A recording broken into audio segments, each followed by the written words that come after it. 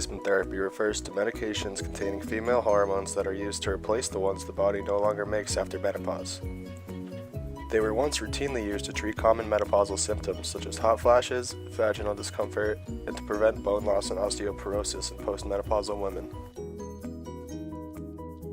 There are two common types of hormone replacement therapy, the first being systemic hormone therapy. Systemic hormone therapy uses systemic estrogen exposure via pill, skin patch, gel, cream, or spray foam. It is thought as the most effective method for treating hot flashes and night sweats. Systemic hormone therapy has also been shown to help prevent osteoporosis, but that is not the reason it is prescribed.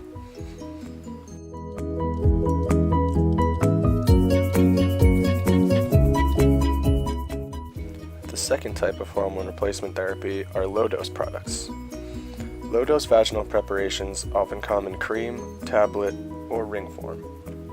They primarily treat vaginal and urinary symptoms, but do not help with hot flashes, night sweats, and osteoporosis.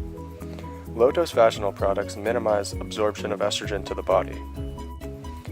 All estrogen replacement therapies are typically prescribed along with a progesterone or progestin to decrease the risk of uterine cancer.